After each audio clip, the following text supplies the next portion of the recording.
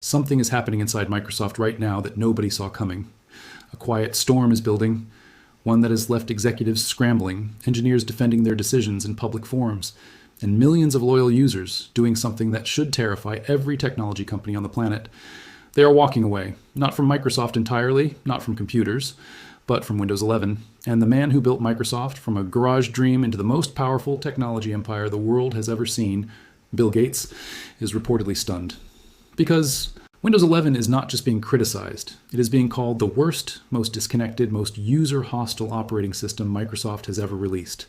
And the numbers, the reviews, the Reddit threads, the YouTube comment sections, the independent surveys, and the corporate IT reports are all saying exactly the same thing. Something went terribly, catastrophically wrong.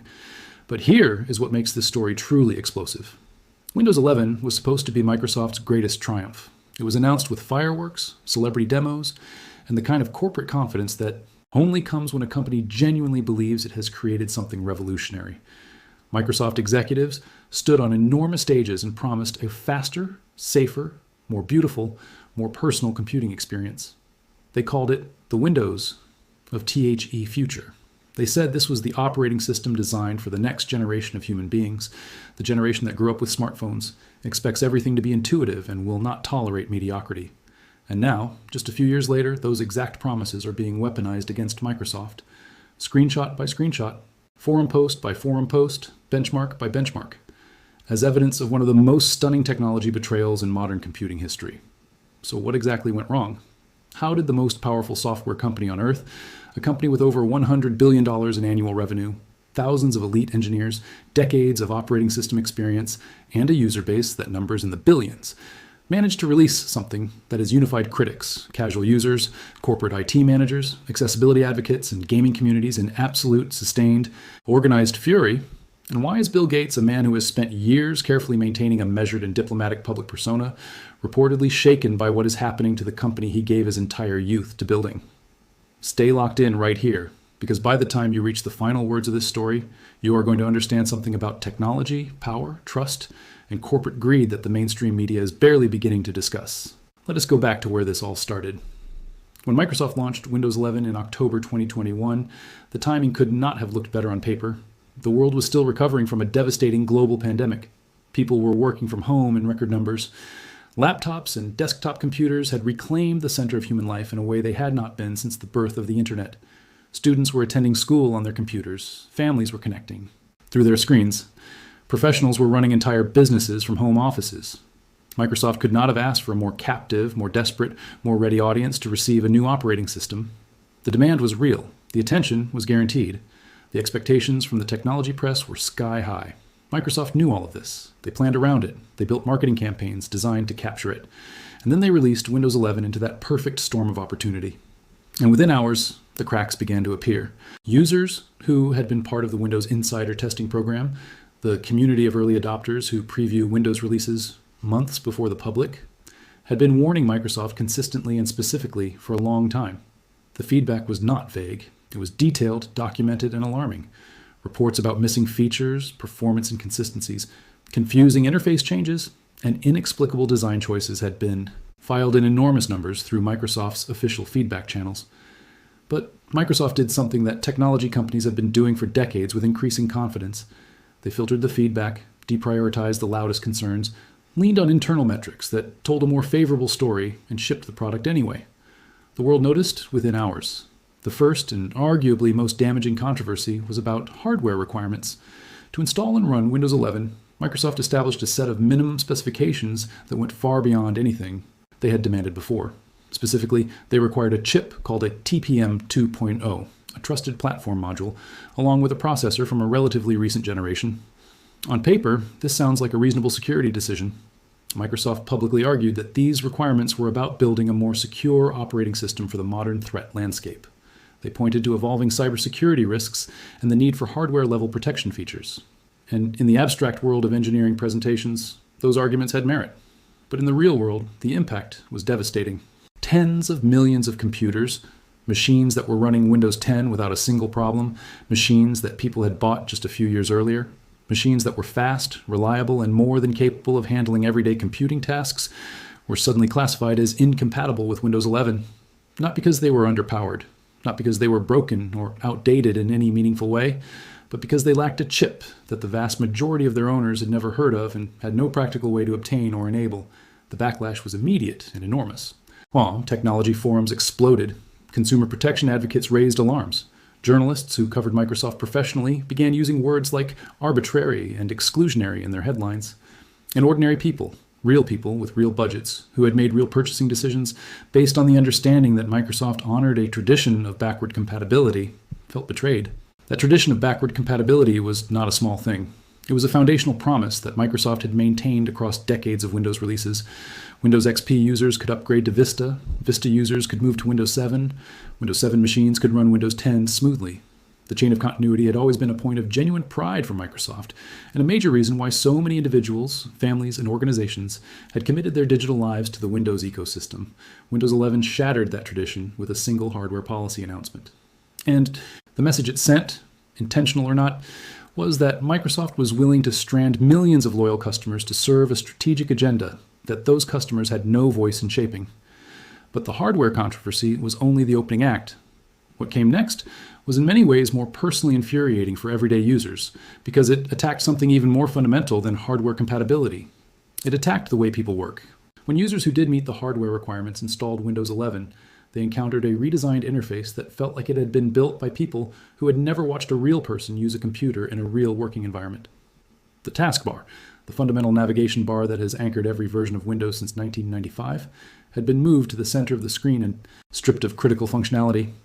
Right-clicking the taskbar, which had always produced a rich context menu of useful options, now produced almost nothing. The ability to drag files directly onto taskbar icons to open them in specific applications, a workflow that millions of power users had relied on daily for years, was removed entirely. The option to move the taskbar to the top, left, or right side of the screen, a feature present in every version of Windows for nearly 3 decades, was eliminated without explanation or alternative. The Start menu was rebuilt from scratch and managed to be simultaneously more visually polished and dramatically less functional than the Windows 10 version it replaced. The ability to create organized groups of pinned applications, which Windows 10 had achieved beautifully through live tiles, was gone. Users who had carefully organized their most used applications into logical categories had to start completely over, with fewer organizational tools available to them. The search function within the Start menu became inconsistent, sometimes fast and accurate, sometimes bizarrely slow or prone to returning irrelevant results. The overall effect was of a redesign driven by aesthetic decisions made in isolation from genuine user research. For people who had spent years building efficient, personalized computing workflows, Windows 11 felt like an act of vandalism. Not metaphorical vandalism, actual functional vandalism. Someone had walked into their digital workspace, rearranged everything, removed tools they needed daily, and then locked the doors so they could not put anything back. And when users went to Microsoft's feedback channels to express this frustration, the corporate response was somewhere between dismissive and incomprehensible. Official statements suggested that users would adapt and would eventually appreciate the cleaner, more modern design approach. Blog posts from Microsoft designers talked about intentionality and minimalism. None of these responses engaged seriously with the documented practical reality that real people were working less efficiently on an operating system they had been compelled to upgrade to. The performance complaints arrived alongside the design complaints and grew steadily louder. Independent benchmark tests published by respected technology publications, including Tom's Hardware, AnandTech, Digital Foundry, and the team at Linus Tech Tips, produced findings that should have triggered emergency meetings at Microsoft. In specific real-world scenarios, particularly those involving AMD Ryzen processors, which powered a significant percentage of the Windows market, Windows 11 was measurably slower than Windows 10 running on identical hardware. Not slightly slower in synthetic benchmarks that most users would never notice. Slower in everyday tasks, slower in ways that real users felt and reported and documented with their own testing. Both AMD and Microsoft eventually acknowledged the problem publicly and released patches. But the damage to the narrative was irreversible. Windows 11, the operating system marketed as faster and more efficient, was in documented cases a step backward in performance. Gaming communities were hit with particular severity. Microsoft had specifically and aggressively targeted gamers in the Windows 11 marketing campaign. They highlighted direct storage technology, which promised dramatically faster game loading times by allowing games to communicate more efficiently with solid-state drives. They showcased partnerships with gaming hardware manufacturers. They positioned Windows 11 as the definitive gaming platform for the next generation of PC games. And then an uncomfortable truth emerged. A Windows 11 security feature called virtualization-based security, enabled by default on most Windows 11 installations, was measurably reducing gaming performance. Independent testing showed performance reductions, ranging from 5% in some titles to nearly 30% in others. This was not a marginal penalty. This was the difference between a fluid gaming experience and a visibly degraded one. And it was being caused by Microsoft's own operating system, running on hardware that was more than capable of delivering the performance Microsoft had promised. The gaming community's response was organized, vocal, and influential. Streaming platforms became forums for real-time Windows 11 criticism. YouTube channels with audiences in the millions began publishing direct comparisons showing better gaming performance on Windows 10. The phrase, downgrade to Windows 10 for better gaming performance, became a recommendation circulating across gaming communities worldwide, from Reddit's gaming subreddits to Discord servers to specialized gaming forums in multiple languages. Microsoft's marketing investment in the gaming sector was being actively undone by Microsoft's own product decisions. Then came something that crossed a line so fundamental that it changed the entire character of the Windows 11 debate. Microsoft began placing advertisements inside the operating system itself, not inside a browser, not inside a free application bundled with the OS, inside the core Windows experience that users had paid for. The Start menu began displaying promoted applications in a format that resembled paid placements. The File Explorer, one of the most frequently used components of any Windows installation, a tool that people open dozens of times per day to manage their files, began showing promotional banners for Microsoft OneDrive Cloud Storage. The lock screen, which users see every single time they unlock their computers, became a rotating display for Microsoft products and services. The Settings application began surfacing promotional content for Microsoft 365 subscriptions. The reaction from users was not simply frustration. It was something closer to genuine moral outrage. People had purchased their computers. They had purchased Windows licenses. Many were already paying monthly subscription fees for Microsoft 365. And they were being shown advertisements inside the operating system they were paying to use. The comparison to cable television, where customers pay substantial monthly fees and are still subjected to commercial interruptions, became the dominant analogy in tech discussions, because it was exactly accurate. Microsoft was treating the operating system as advertising real estate, and the people living on that real estate had not consented and could not easily leave. Privacy researchers and cybersecurity professionals added their voices to the growing criticism when detailed analyses of Windows 11's data collection practices began circulating. The Windows 11 setup process was engineered to strongly discourage users from creating local accounts, the type of account that does not require an internet connection or data sharing with Microsoft servers. The screens guiding users toward Microsoft accounts were prominent, clear, and easy to follow. The pathway to local account setup was deliberately obscure, requiring specific knowledge that most ordinary users would not have. Independent researchers and technology journalists published step-by-step guides for creating local accounts, specifically because Microsoft had made the default path so difficult to deviate from. The telemetry settings, which govern how much behavioral data Windows 11 sends back to Microsoft, were set to maximum data collection by default. Disabling telemetry completely was impossible for users on the home version of Windows 11, which is the version that ships on the vast majority of consumer computers sold in stores. Even users on the Pro version, who had more control over telemetry settings, found that completely eliminating data collection required navigating through multiple levels of settings, menus, and group policy configurations that the average user has never encountered. Third-party privacy tools designed specifically to reclaim user control over Windows data settings saw their download numbers reach record levels, which said everything about how users felt and how little Microsoft was doing to address their concerns through official channels. The corporate and enterprise sector, historically the most stable and profitable segment of Microsoft's customer base, began responding to Windows 11 in ways that sent serious financial tremors through the company. IT managers and technology directors at large organizations across North America, Europe, and Asia started producing internal assessments of Windows 11 migration risk. These were not emotional reactions. They were financial analyses. The cost of retraining employees who had built years of muscle memory on Windows 10 interfaces, the cost of hardware upgrades for machines that met Windows 10 requirements, but not Windows 11's more demanding specifications. The productivity losses documented during transition periods, the help desk ticket increases associated with interface changes. When these costs were totaled in spreadsheets and presented to chief information officers, the conclusion in many organizations was consistent. Windows 11 migration represented a net cost with insufficient offsetting benefits, at least for the foreseeable future. Organizations that had followed automatic Windows upgrade schedules for years, Schedules that had carried them smoothly from Windows 7 to Windows 10 began, formally documenting decisions to delay or indefinitely postpone Windows 11 adoption. This corporate resistance was far more dangerous for Microsoft than any amount of consumer frustration, because enterprise licensing agreements represent predictable, recurring high-margin revenue that Microsoft's financial projections depend on. When a substantial number of enterprise customers simultaneously signal that they are not ready to follow Microsoft's upgrade path, the financial consequences extend far beyond the current quarter. Microsoft's announcement that Windows 10 would reach end of support in October 2025, meaning no further security patches after that date, was supposed to be the mechanism that finally forced resistant users and organizations onto Windows 11. The logic was straightforward. No rational user continues to run an unpatched operating system when security vulnerabilities are actively exploited. The October 2025 deadline was designed as an ultimatum disguised as a calendar notice, but the reaction it produced was not compliance, it was rage. Users understood immediately that they were being given a manufactured choice.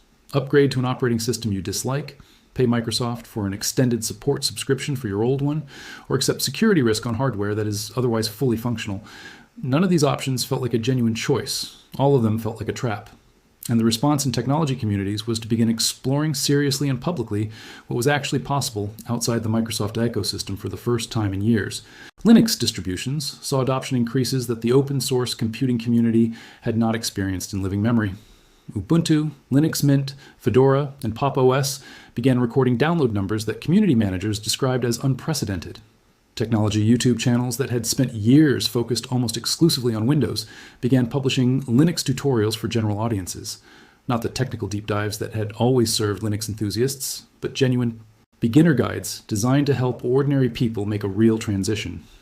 The narrative that Linux was too complicated for mainstream users began breaking down in real time, as modern Linux distributions demonstrated levels of polish, ease of installation, and hardware compatibility that had simply not existed 5 years earlier. Apple's Mac computers accumulated quiet gains during this period as well.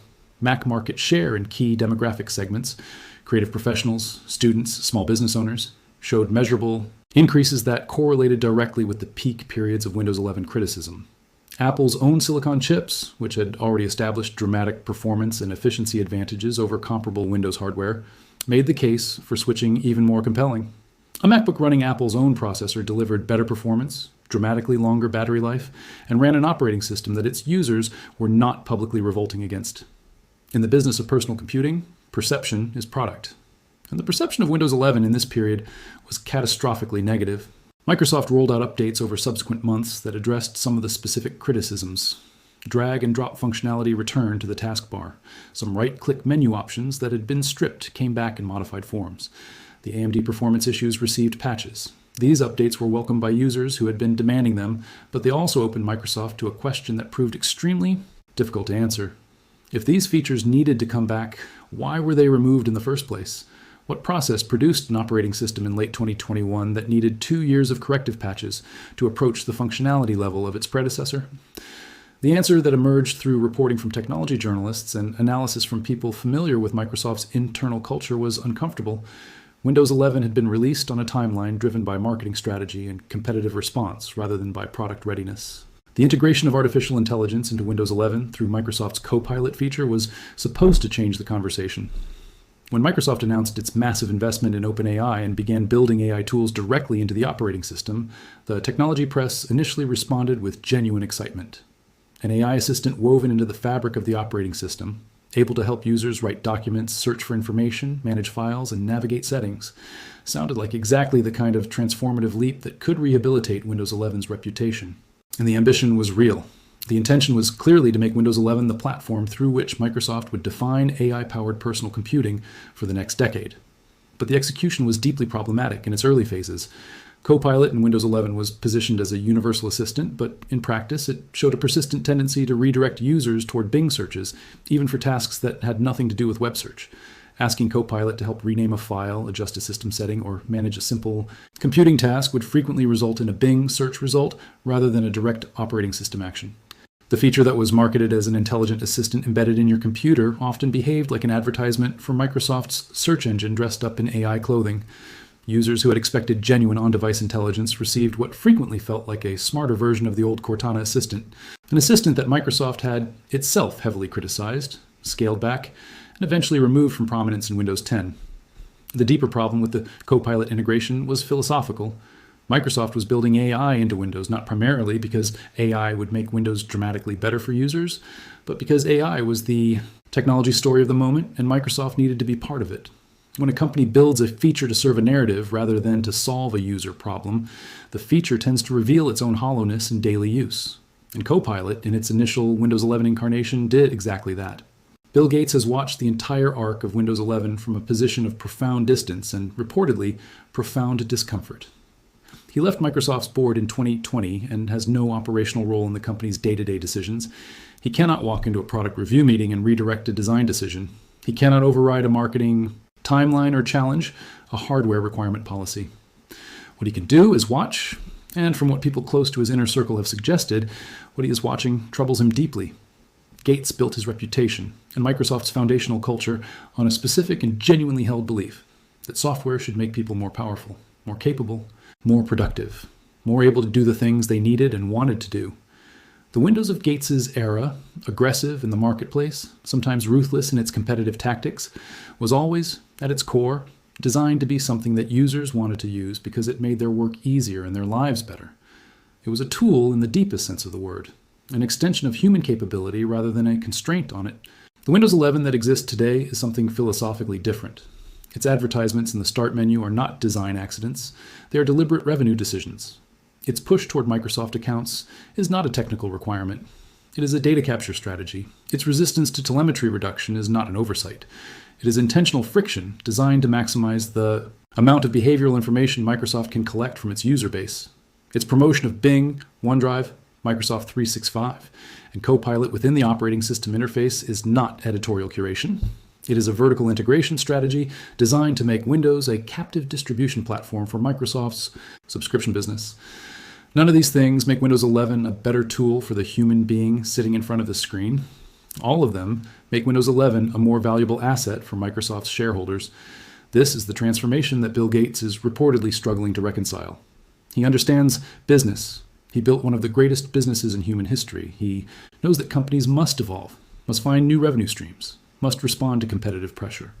But there is a categorical difference between building a product so good that users willingly pay for it and building a product so embedded in infrastructure that users are compelled to tolerate it. Gates spent his career on the first side of that line, Windows 11 under Satya. Nadella's philosophy of Windows as a cloud services delivery channel rather than a product unto itself has crossed to the second side. Microsoft still possesses every resource needed to make Windows 11 genuinely great. The engineers are there. The financial capacity is enormous. The institutional knowledge of what has worked and what has not in operating system design spans multiple decades. The path to redemption is not mysterious. It involves removing advertisements from paid products, making privacy settings clear and genuinely accessible, restoring features that users clearly valued, and building AI integration that serves users rather than Microsoft's search engine market share. These are not impossible tasks. They are not even particularly technically difficult tasks. They require only a willingness to put users back at the center of every design decision. But willingness requires leadership that believes users deserve to be at that center. And as Windows 11 continues to accumulate criticism from every direction, casual users, power users, gamers, corporate IT, departments, privacy researchers, accessibility advocates, and the governments of multiple countries beginning to scrutinize its data practices. The question that hangs over Microsoft is whether that willingness exists at the level where decisions actually get made. The October 2025 end of support deadline for Windows 10 is approaching. Hundreds of millions of people are going to face a decision about their computing future. Some will upgrade to Windows 11, some will pay Microsoft for extended support, some will finally make the switch to Linux or Mac that they have been contemplating for years, and some will continue running an unsupported operating system and accept the risk because the alternative feels worse.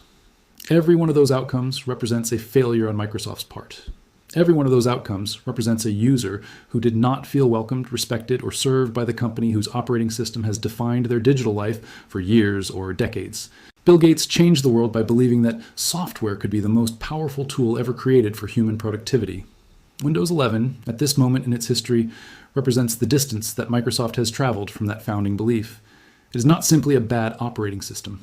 It is a warning about what happens when a technology company stops seeing its users as the people it exists, to serve and start seeing them as the resource it exists to extract value from. The gap between those two orientations is not technical, it is moral. And until Microsoft closes that gap, the criticism will continue. The alternatives will grow. And somewhere, in the mind of the man who started it all, Bill Gates will keep watching and wondering and feeling the quiet weight of something that should never have been allowed to happen to the product that carried his name into history.